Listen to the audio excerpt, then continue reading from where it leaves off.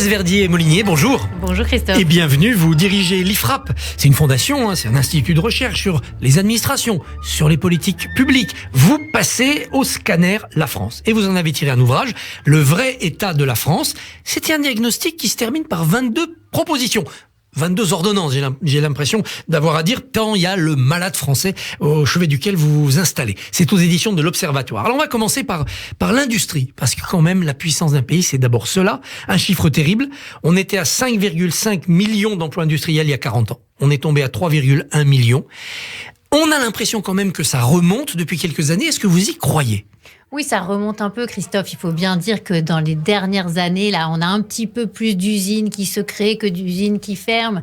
Et c'est un peu l'espoir que ça bouge. Mais depuis les années 80, on s'en souvient, c'était il n'y a pas si longtemps, on a perdu quand même plus de 2 millions d'emplois dans l'industrie. On a aujourd'hui un déficit commercial de la France, je le dis aussi dans un de mes chapitres, de plus de 80 milliards d'euros. Il faut produire en France. Il faut absolument changer la façon qu'on a de voir notamment la fiscalité pour qu'elle devienne industrie, pro-investissement. Alors, cette reconstruction industrielle, ça doit être tous azimuts où il faut se concentrer sur les technologies d'aujourd'hui. Ne pas vouloir refaire des usines de voitures ou de métal, mais plutôt des biotechnologies. En fait, j'aurais envie de dire que c'est pas à l'État de décider. Et que souvent, on a l'impression que l'État est en train de décider à la place des industriels, à la place des investisseurs, à la place de la société civile. Et finalement, ce qu'on lui demande à l'État, c'est de créer l'environnement favorable, réglementaire, fiscal. Et ce que je vois, moi, dans ce livre, c'est que même si ce gouvernement-là a fait des efforts, et aussi le gouvernement de François Hollande, il faut le reconnaître avec le CICE, le pacte de responsabilité, en comprenant qu'il fallait alléger la fiscalité sur nos entreprises, on est encore à des années-lumière de ce qui se pratique dans la zone euro. 140 milliards d'impôts de plus payés par nos entreprises par rapport à leurs homologues de la zone euro. C'est ça qu'il faut lever comme frein. C'est le fardeau, on va en parler. Le fardeau est énorme. Néanmoins, il y a une idée communément admise, une bonne idée, une idée positive que vous récusez. C'est l'idée que la France est devenue attractive pour les investisseurs, qu'elle est même championne d'Europe de l'attractivité. Oui, parce qu'on nous dit ça et en même temps, on ne regarde pas tous les milliards qui partent à l'étranger. Depuis 20 ans, il y a plus de 1000 milliards d'euros d'argent français qui s'est investi à l'étranger, beaucoup plus que ce qui a été investi en France. Mais est-ce que ce ne sont pas deux réalités différentes ? Tant mieux qu'on investisse à l'étranger dans des zones où ça rapporte beaucoup, et tant mieux qu'on attire quand même un peu pour des emplois chez nous. Alors, ce que j'explique dans mon chapitre, c'est qu'à chaque fois, on nous fait des grands cocoricots en disant « la France est première dans les investissements, etc. » En nombre de projets, oui, mais pas en milliards. Et c'est là que c'est toujours une façon de présenter les choses qui est un peu gênante, à mon avis. Parce que si on est à plus de 900 projets, mais qu'à l'intérieur, il y a moins de milliards et il y a moins d'emplois créés derrière, bah, c'est pas si génial que ça. Et en fait, on n'est pas premier, on est 8e dans le monde. Donc, le sujet est quand même assez différent. Donc, on n'est pas tellement attractif pour les investisseurs étrangers. On pourrait l'être beaucoup plus si on faisait les réformes, notamment de baisse de la fiscalité et des normes que je propose. Et ça, je crois qu'il faut vraiment qu'on en prenne conscience parce qu'on se berce un peu d'illusions. Entre les investissements étrangers de la France vers l'étranger, et les investissements étrangers vers la France, le solde, il est déficitaire chaque année. Alors, baissons les impôts, les taxes, les cotisations. Là, vous aurez beaucoup de partisans. 483 impôts, taxes et cotisations dans notre pays. Vous les avez comptés. Triste record. Ça a baissé un peu sur ce quinquennat. Ça peut baisser encore alors qu'on a une dette à rembourser. Alors, Christophe, je dirais ça a baissé, mais beaucoup moins que ce qu'on nous dit. Et c'est ça qui est gênant aussi avec la façon de présenter les choses, des additions qui ne sont pas toujours exactes. C'est-à-dire, on a l'impression qu'on surévalue les baisses et qu'on sous-évalue les hausses. En 2017, ce gouvernement a pris le pouvoir avec 45,1% de taux de prélèvement obligatoire par rapport à la richesse nationale. En 2021, le dernier chiffre qu'on a, c'est 44,9%. Ça fait quoi ? Ça fait 0,2 points d'écart. 0,2 points d'écart de PIB, de richesse nationale, ça fait que 5 milliards de baisse effective et pas 50 milliards. Donc on nous dit qu'il y a eu beaucoup plus de baisse que ce qu'il y a eu effectivement. Il n'y a qu'à regarder par exemple la recette de l'impôt sur le revenu qui a énormément augmenté alors qu'on nous dit que ça a énormément baissé. Donc tout ça, il faut toujours le remettre dans son contexte. Il n'y a pas eu tant de baisse d'impôts que ça. On est toujours dans les champions du monde. Alors on se dispute maintenant avec le Danemark pour savoir qui taxe le plus. Mais je vous parie qu'on va repasser devant le Danemark et qu'on sera à nouveau ceux qui taxent le plus. Et ça, il faut bien se dire que la baisse de la pression fiscale en France, elle a quasiment pas commencé.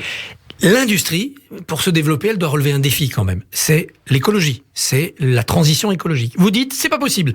Passer de 1990 à 2030 avec moins 40% de gaz à effet de serre, ça n'est pas possible si on veut réindustrialiser le pays. Mais on peut le faire justement en créant de la croissance par cette transition écologique. Oui, pourquoi pas. Mais la difficulté, c'est par exemple, on produit beaucoup moins de CO2, de tonnes de CO2 par habitant que les Allemands, qui produisent beaucoup plus dans leur pays et qui exportent. Donc, il ne faut pas qu'on se mette une balle dans le pied en se donnant des objectifs plus contraignants qu'ailleurs, parce qu'en fait, on ne part pas des mêmes niveaux. Et souvent, on se donne des objectifs en pourcentage de baisse. Alors que moi, j'aimerais qu'on se donne des objectifs en tonnes de carbone par habitant produites. Et pourquoi on ne serait pas au même niveau que l'Allemagne ? Pourquoi on se donnerait des objectifs qui seraient beaucoup plus ambitieux, alors qu'on a besoin de réindustrialiser notre pays ? Par ailleurs, c'est hypocrite tout ça, parce qu'on sait très bien, vous et moi, que si on ne produit pas en France, on va importer des produits qui auront plus pollué, notamment dans le transport, notamment parce que peut-être ce sont des produits manufacturés qui sont produits dans des pays qui respectent moins justement l'environnement. Donc on est dans une totale hypocrisie par rapport à ça. Je crois qu'il ne faut pas regarder uniquement le tonnage de carbone qui est produit en France. On fait de l'idéologie, quoi, en fait. Mais bien sûr. Ouais. Et il faut se dire qu'avant tout, pour pouvoir faire peut-être la transition, pour pouvoir produire plus propre, etc., il faut déjà pouvoir produire chez nous. Et peut-être se donner la possibilité. Parce que demain, si on ne produit plus rien en France, mais qu'on ne produit plus de CO2, on sera beaucoup plus pauvre. Mais on sera mort. Oui, mais non, on sera guéri, mais mort. On sera propre, mais mort. C'est ça. Il ne faut pas trouver des solutions qui, à la fin, tuent le malade. Vous aimez l'entreprise. Absolument. Donc vous devez vous réjouir des 90% d'entreprises créées avec un seul salarié. C'est que chaque individu a l'esprit d'entreprise. Oui, on peut se réjouir qu'il y ait plein de gens qui essaient de se débrouiller face à une situation compliquée. Mais ça s'appelle des entreprises créées par nécessité et pas par opportunité. Ce ne sont pas des entreprises qui vont créer beaucoup d'emplois, malheureusement. C'est un peu, je crée mon job parce que je suis au chômage ou parce que j'ai des soucis. D'ailleurs, les indépendants sont très mal payés. Hein. On a vu dernièrement des études qui montrent qu'ils sont souvent très en dessous du SMIC net en revenus mensuels, en réalité, et alors qu'ils travaillent énormément. Donc, la solution pour ça, c'est de capitaliser nos entreprises. Mais pour capitaliser nos entreprises, pour qu'il y ait des flux, justement, d'investissement, il faut aussi qu'il y ait une fiscalité incitative. Par exemple, aujourd'hui, il y a une déduction sur l'impôt sur le revenu pour investir dans des PME, pour tout un chacun d'entre nous. Chaque citoyen peut le faire.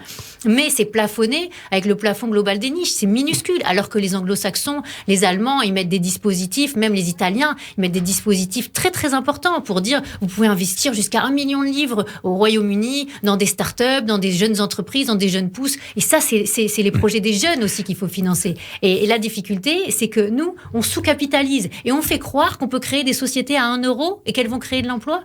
Mais ça n'existe pas. Et on crée des auto-entreprises. Voilà ce qu'on fait. La dette vous inquiète comme tout le monde, mais elle vous inquiète aussi parce qu'avec l'inflation, vous prévoyez une augmentation des taux. S'endetter va coûter de plus en plus cher. Mais cette inflation, elle va aussi effacer la dette précédente. En tout cas, la rogner beaucoup.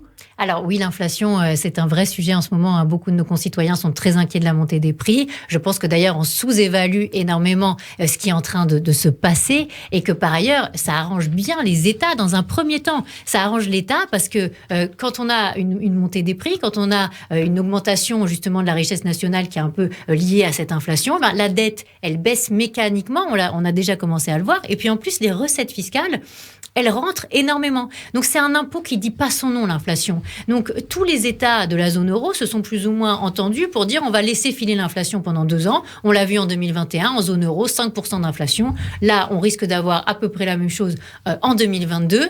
Et c'est vrai que derrière, dans un second temps, c'est pas du tout un bon calcul pour nous tous. D'abord, en tant que citoyens, on risque de se faire spolier d'une certaine manière sur notre épargne, etc. Et puis, en plus, derrière, il va y avoir des revendications énormes d'augmentation de salaire. Des minima sociaux, d'augmentation de salaire. Et on va rentrer potentiellement dans une spirale inflationniste et aussi risquer de payer très cher la charge de la dette. Mais ça, finalement, le gouvernement actuel, d'une certaine manière, il s'en lave les mains parce que ce sera demain, après-demain et que pour l'instant, ils sont sur l'instantané. Alors, vous le démontrez, nous sommes suradministrés. Le chiffre est clair, 84 milliards de surcoûts annuels en France par rapport à la moyenne européenne. Oui, mais ça achète la paix sociale. Allez, on embauche à la mairie, et puis c'est comme ça que la civilisation française avance. C'est toute l'erreur de la France. C'est-à-dire de croire qu'on crée de la richesse nationale en créant plus de dépenses publiques. C'est exactement l'année 2021, c'est incroyable. 2021, on nous dit croissance de folie, 7% de croissance. Mais attends, on oublie de dire 7% de déficit.